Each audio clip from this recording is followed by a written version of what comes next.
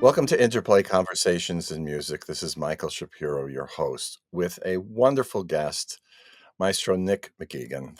Thank you for joining us. My great pleasure. I have mentioned to you before, but I am a wonderful devotee of your work because for many, many years, I've just watched you and listened to the dozens of recordings that you have, mostly of Baroque music. But what I've always been struck by, Nick, is the clarity and the rhythmic vitality of what you do. And you must think of this when you conduct, no? I don't generally do not. I like really good tight rhythm. So that's not just a sort of because I'm allergic to sloppiness or anything like that. Um, but I hope it. It begs the question, I suppose. What do I think about when I'm recording? But I'm not thinking about anything particular. Oh, you think about making music, which is what I do the same thing when I record mostly my stuff. But let me ask you a question because always been fascinated as a conductor, composer, conductor, is that you get a Haydn symphony that you've never done before, let's say. There are enough chances that maybe that's true. In your case, it may It's not be true. it's very true. There are still plenty of many, many, many, many, many. You're not Antal Dorati. But the point of the matter is you get a Haydn symphony you've never seen before, you've never done before. So what is your preparation? What do you do then? Because there must be all kinds of additions and issues. And Well, I do a little musicology, which is something I enjoy. And when I say musicology, that's giving it too grand a word. I do look up in various books where the manuscript might be, for example, mm, which, and they're often quite easy to find online these days too. I find it very instructive to look at the composer's handwriting, see how he wrote the piece. mm. Um, then I try not to listen to another recording, at least not too close to anything that I'm doing. I'd like the ideas to come um, from me and just by looking at the music. And then there's certain things that I can do. If it's a late Haydn symphony, for example, there's certain sources. There's some very interesting ones, for example, when people like Haydn and where Hummel and Czerny uh, arranged Haydn symphonies for piano duet or Mhm. piano, but they put metronome marks on them, which is quite interesting. It doesn't mean no one has to observe them, but they are near enough contemporary sources. It's nice to uh, take an edition such as, say, the Haydn Mozart Press edition, which is the one from Vienna, which then needs correcting. Mm, There's an awful lot in there which tidy-minded editors put in that I don't think should be there. Um, and mm. so if I'm doing a new piece like that, I'd like to use my own part. So I know that uh, what I'm putting in is what I want.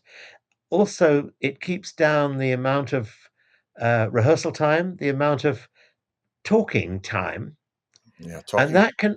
that can matter very much if I don't happen to speak the language of the orchestra. Ah, It's much better to um,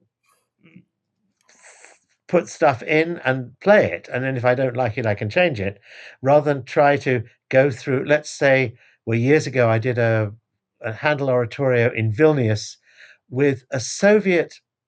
Well, I guess they would just stop being a Soviet, but a Russian orchestra, a Lithuanian chorus, and I spoke neither of those two languages. that would be kind of rough. Yeah, and of course the Lithuanians probably did speak Russian, but wouldn't admit it. No, they don't want to do that. And so anything I wanted that had to be said had to go through several translators, which was a colossal waste of time. So it's much better to just put it in, and then if we can change it, Oh, I like it if people ask questions. Why is this not piano or whatever? Um, Sometimes one puts in a few extra slurs. mm. Very often I'll bow a piece as well, though I'm not a string player. At Ah, least to get stuff, which I say to get stuff started. I understand. We all know in America that rehearsal time is pure liquid gold, so it's important not to waste it. Uh, Let's talk about bowings. I'm a pianist, you're a harpsichordist, yes? you're a Pianist. better pianist than I'm a harpsichordist. Oh, you think so? Oh, I'm sure. Well, I was a co-repetitor in Zurich Opera as a kid. So and I also accompanied Starker in master classes. So you learn how to fake a lot. But I bowling, imagine you do. say again? I imagine one does. Oh I've yeah. had a few terrifying experiences like Oh, that yes, too. right. So here's the issue. Bowings in, let's say, Haydn, Mozart, Beethoven. You just do that period, okay? And it's different from Haydn to Beethoven, of Yeah, course. sure. But you're looking at that Haydn 49th Symphony or whatever it is that he knocked out because Esterhazy wanted something on Tuesday because somebody was coming to visit. Yeah, And there's a phrase, and then there's another phrase, and a phrase, and a phrase, and a chord, and a whatever. Sturm und Drang, yeah? yeah. How are you approaching the bowing? Well, I I have an idea. I use as little hooking, for example, as possible. Few hooked bowings as possible. I grew up with those, um, and Ex- I've seen in American orchestras that this has changed enormously over the last 20 years. When I first went, say, to certain orchestras, um, where the principal strings were in their 70s and 80s, Oh, and maybe from former Russian territories. There was oh. a very different style of bowing than what's being used now. So um, I spend my time unhooking bowings, uh, using a lot more double down bows than they ever used um, 25, 30 years ago. So I would bow it as I might bow a Baroque piece and then put in a few more modern touches because a modern bow is heavier, for example. Mhm. So it depends, uh, and it's never, a concertmaster will always want to change one or two things, and that's just fine. Oh, yes, absolute. It's in their contract. You'd be crazy to go against that concept unless. Yeah, no, and they actually play the instrument, so it's fine. But I don't do it so that it's sort of bowing that's as regimented as the North Korean army when it's doing its goose stepping. In other words, what works for a violin doesn't necessarily work for a cello, even if they're playing the same thing. Yeah, they're fighting in Ukraine now. We don't want to talk about those people. Yeah. So So let's go. I keep it fairly loose, put it that way. What about tuning? Uh, well, it depends who I'm Or, working or with, doesn't it? Really? I mean, this is big controversy about 440 versus 438 or 432. Well, luckily, having worked a lot in early music, I have absolutely no sense of pitch whatever. Having worked at 392, 415, 420, Oh God. 428, 440, and now the sort of 442s and a little higher. Um, Hmm. I like it. I just do what I'm told. Are you this funny in rehearsals because you're hysterical? Who knows? I hope I you are. remember I try. I remember taking the Swedish Chamber Orchestra on tour with a piano concerto. We Mm. started in Sweden and we ended up in Bavaria, and the pitch went up very slightly about every 30 miles. So the oboe's eyebrows were up somewhere near where Divine's used to be, uh, That's just trying splendid. to keep up with this constant rise of pitch as we went further and further south in Germany. It Because had the nothing Swedish Chamber Orchestra then played at 440. So, Jeez. It had nothing to do with the beer, huh? Well, well, I never asked, but Uh, and eventually, I think they had to get new staples because shortened staples because they couldn't squeeze any higher, and their eyebrows couldn't go any higher just to get up to the pitch in wherever it was we were. so the research is looking at some of the parts, the original scores, if you can find them online, of Haydn. Now, what about the people? You've just conducted La Notte di Figaro by this guy, Mozart, Yes, The Marriage of Figaro. And we both discussed prior to this conversation about visiting the Figaro house sure. behind St. Stephen's, Stephansplatz there in Wien. They're very different people. And I do believe Haydn was lived much longer, obviously, twice the age and more, right? Yeah. But 620 odd pieces this guy knocked out in Mm. 35 years? It's almost as many as Schubert in fewer years. Well, Schubert's crazy, Yeah, 900. yeah. Now, there's something about him and Schubert, which I love to talk about.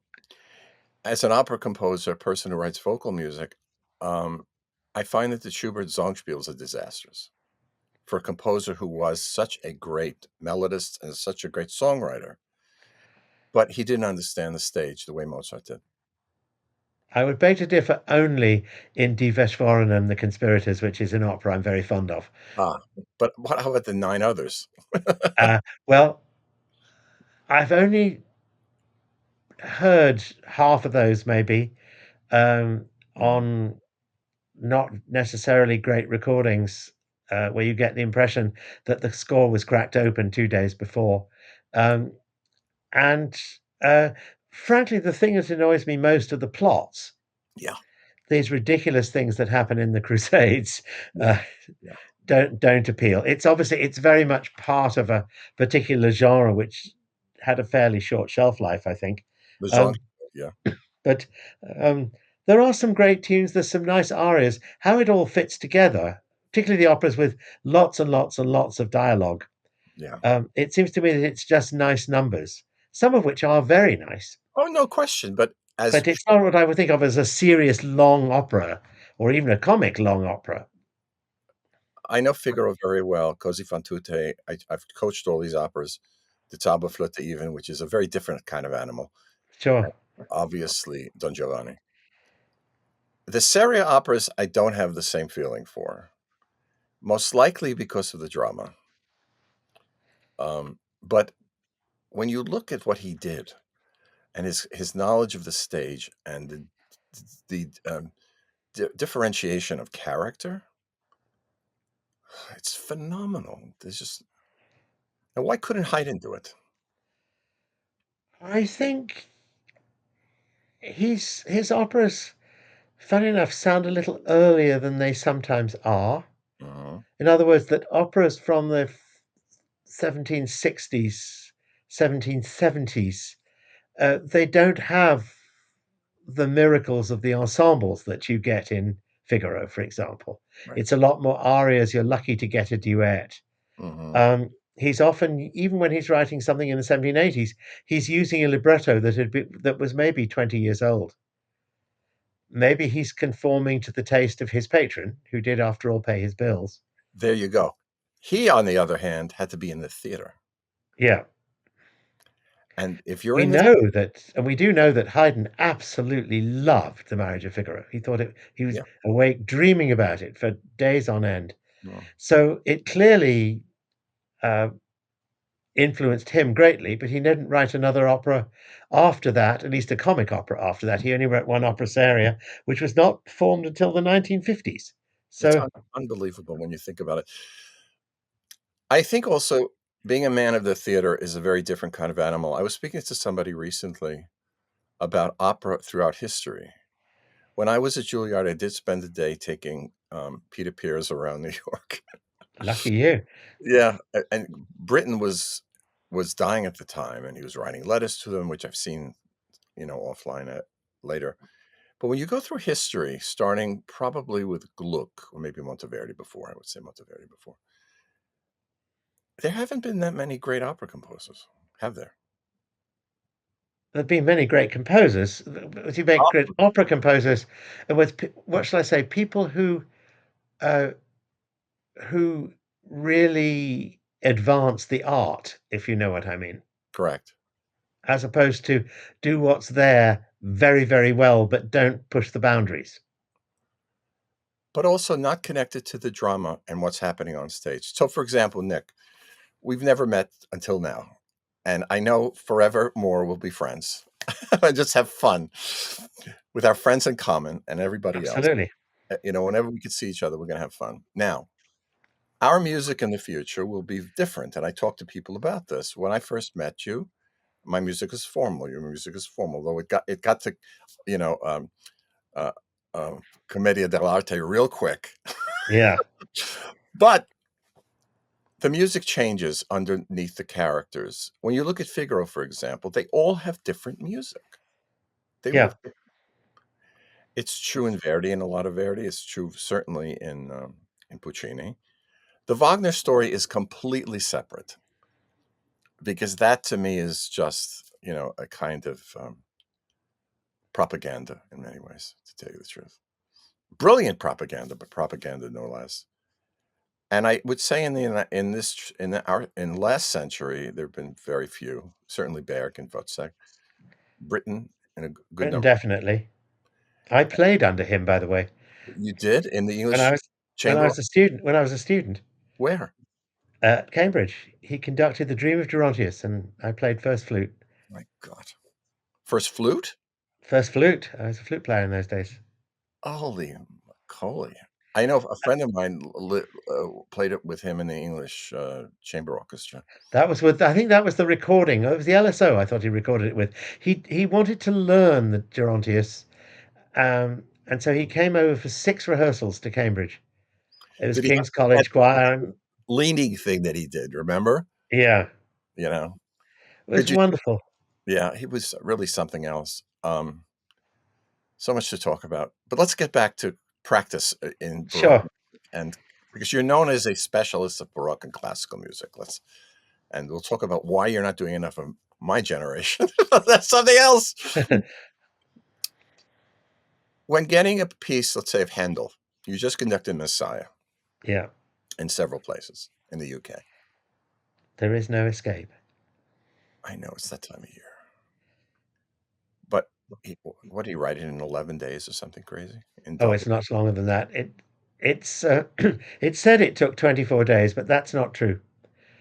Because how he would write would be to write a grand sketch from beginning to end of any piece, and then he would, particularly if it's an opera, he'd send the arias out to the singers who'd say, "I don't like this one. This one's too high. The coloratura doesn't work," and they'd send it back. And then once he knew what keys it was going to be in and had got that, then he would come back and write the recits, and then he would fill in the viola parts and all the middle bits. Mm, So he just wrote enough to send it to the singers, basically. Is okay. the 24 days. But in an oratorio, he still had to put that includes choruses, which are, you know, that's a lot of ink. Did you study fugue? Yes. Where? How? Cambridge. A good teacher? Yeah, I had Sir David Wilcox and Oh, various people I like was a that. good teacher. We had to do 5-part Palestrina and the full formal academic course that basically hadn't changed since the 18th century. Oh my God. I had boulanger training, uh, but not from her, through Ali Siegmeister, who was her student Sure. when he was there with Copeland. And but he put me through 5 years of boulanger training. Exactly what Yeah. he had done, he put me through, and it's absolutely amazingly important to everything I've done as a writer. Absolutely. I find it's like painters who can't draw. I mean, you have to have the real technical background, and then you can feel somehow much freer after that because you sort of know how it works. I was in Percy Granger's house in White Plains. I'm up in Chappaqua in Westchester. Right. And a young composer came up to me. He says he was a composer, high school kid. He says, "I want to be a composer. What should I do?" So I pointed to the china cabinet that Percy Yeah. Granger was china in. And I said, "Could a hacker carpenter do that out Yeah. of fine wood, mahogany Yeah. or rosewood, whatever it was?" It, a carpenter would have to study with a master carpenter and learn how to do all of the, melding of wood and so forth to make Yeah. a beautiful cabinet. They said there's How the woods work, for example. exactly, and not just be somebody could put a sheetrock against studs, with a Yeah. nail gun. And I said that to him, and he looked at me like shocked. I said, "Well, that's the reality. You've got Yeah. to." So let's talk about that transferring to conducting. You have a very deep background as an instrumentalist. You've not only harpsichordist, pianist, flute player. Now I learned. I never knew that. You play organ as well?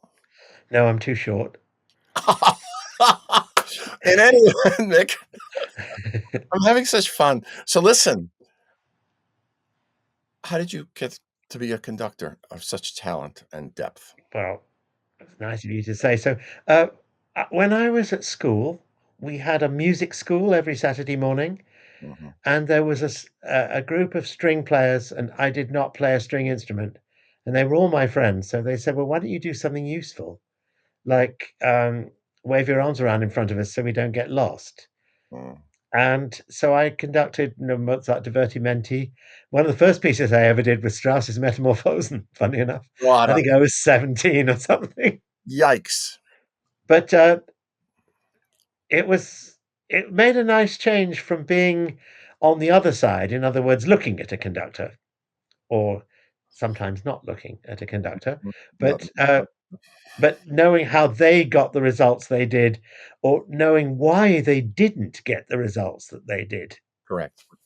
Uh, or simply the ones who talk too much, the ones who led totally humorless rehearsals where everyone was bored within the first 2 minutes just because they had no nice demeanor, shall we say.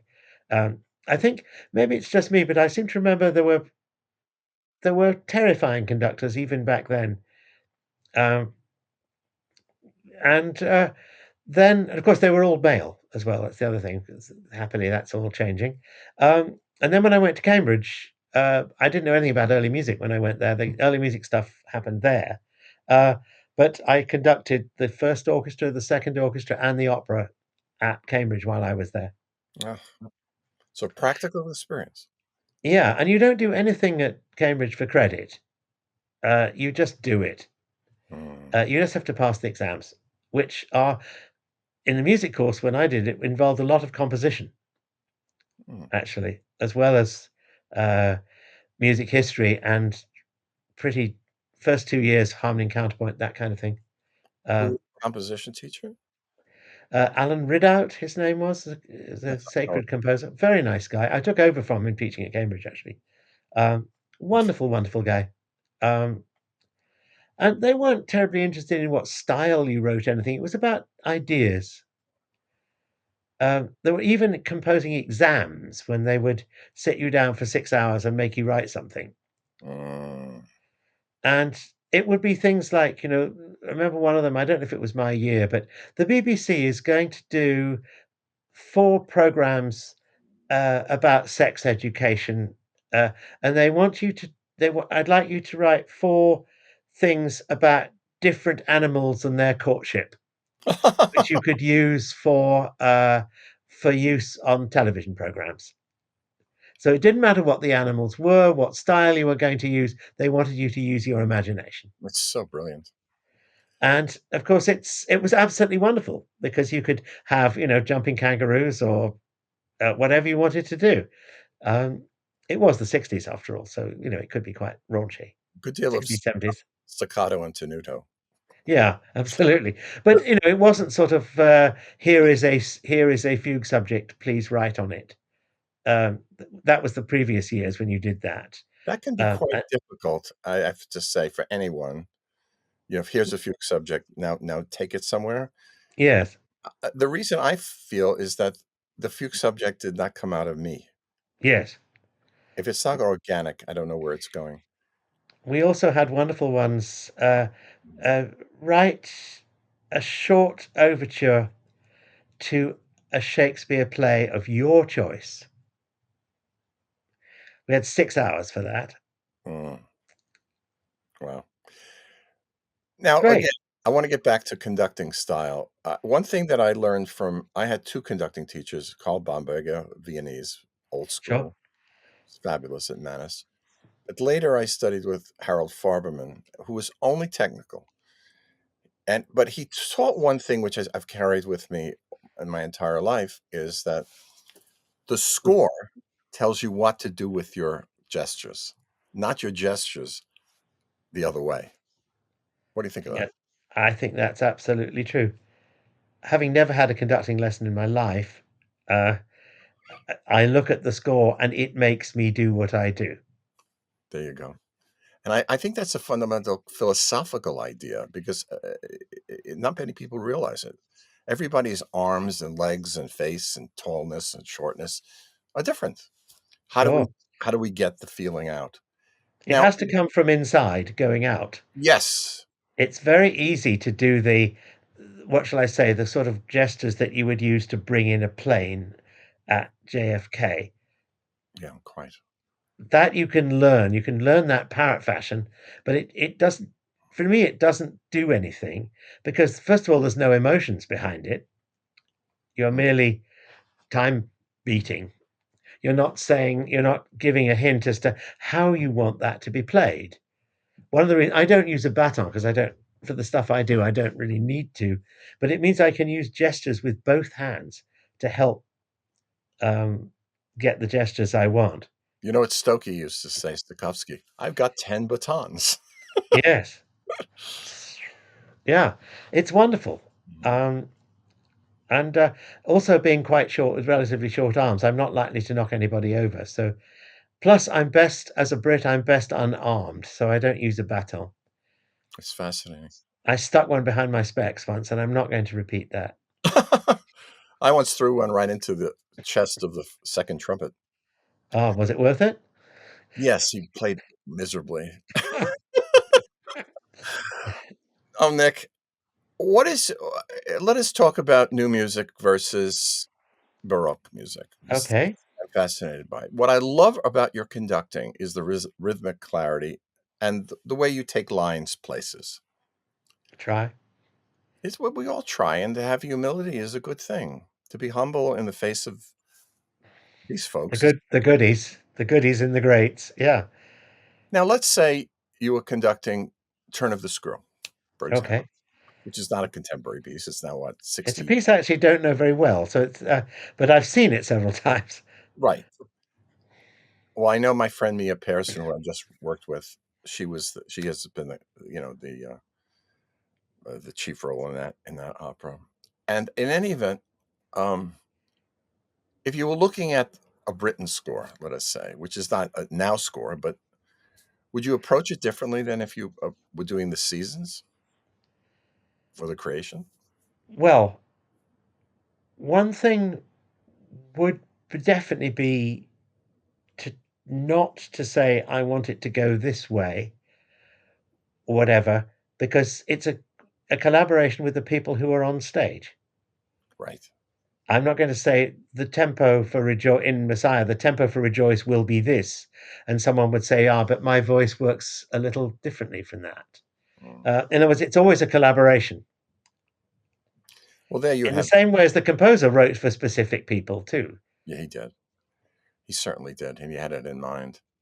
So I've worked with conductors who say, you know, it goes this way and that's it. And a singer has to say, I'm sorry, but I don't feel it that way. And I'm the one who's on stage having to perform it.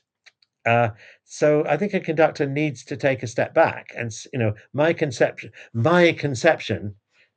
it should be is much better when it's our conception. No, it's better. It's a collaborative art. There's It no is a question. collaborative art, Uh, and there's sometimes I'm going to be very annoying now and say this. There's also something that comes in opera, which is called who is called the stage director. yeah. And I've had some conversations. For example, I've been talking to a singer saying, how fast would you like this particular aria to go? And the stage director comes in, she will sing it like I have it on my recording. Uh, well, To which that's the not. answer is no. No, that's not a stage director you want to work with again. He, No, I have. And he's very nice. But you know, I've had choreographers like that too. Not Mark Morris, I hate to add, but I'm proud to add. But you know, it's been choreographed to a recording, and that's the end of it. yeah. So you're the music then just becomes like turning the lights on. No, It's a we don't part want it of to happen. We want it to be organic, certainly. sure. It's got to be, and that's why I say working with great stage directors and great choreographers like Mark is such fun because it is a collaboration, um, especially if it's a new piece, obviously, Well, that's who he is. He's that kind of person. and a very musical, the very musical one, very musical Extraordinary. guy too. You're extraordinary. He's every so often he does me out of a job, and I don't mind at all. He conducts Dido, I know, I know. I've seen that. which I used to conduct years ago Oh, that's quite with a great. him. This has been wonderful. We could go on for hours, and we will. We will. Over We 40. never answered the question though. To go back, you were talking about Handel. We talked about 17th and 18th century composers who were the great opera composers and who really sort of advanced form. The question is, um, Monteverdi, I think, is a must because he really did. He is a man of the theatre. Totally. Um, Purcell, in his own way, though not a lot of it is opera. That was phenomenal. It's just such wonderful music. Handel does when he can. Yeah. Things like the Mad Scene in Orlando is a wonderful, wonderful piece. But sometimes I think, the conventions can get the better of you. On the other hand, Hasse, whose music I hardly know, seems to be a wonderful composer, but I don't get anything from the operas as such, I as don't. opposed to someone like Joyce Donato doing a lovely album of arias, which I'm very happy to buy in order so that I don't have to listen to the operas.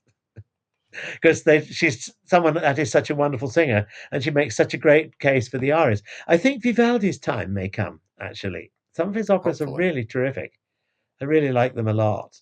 Um, Whether they're great operas as opposed to really fantastic music is, of course, another question. Um, Mozart, as you say, Haydn's music is wonderful. Whether his operas are great, the only one I've ever done all the way through was Orlando Palladino, which I did think was tremendous fun. Um, Great as opera, I'm not so sure. Musically, it's got fantastic moments. Um, Schubert, as you say, I happen to have a soft spot for one of them, but uh, that's like some recipe of something that you loved as a child. I did actually The Conspirators. We did at high school, so I Well, was probably 15, so I got in there early. I have to look at it. Um, but I've never warmed, for example, to Freischütz. Um, In and what Wolfenschluss. Yeah, the other operas that I don't have a great deal of time for are what you might call the Faustian operas, where a guilt-ridden man is saved by a singing Hausfrau. Yeah, well, there are problems with that, especially in Yeah, today's. yeah. She sings top C, bakes her own cakes, makes her own clothes, and tries to save him in some way for kind of suburban domesticity, whereas before he's been going around the world on a boat feeling terrible. Yeah, Um, I just don't buy it. I think you're right. Well, this has been such a pleasure, Nic McGegan. Thank you so much for joining us. It's a great pleasure, Michael. We should keep this up. Let's have regular chats. Well, we should certainly do so, and we're going to talk about that offline. So, thank you for joining me on Interplay Conversations and Music. This is Michael, Great pleasure. your host.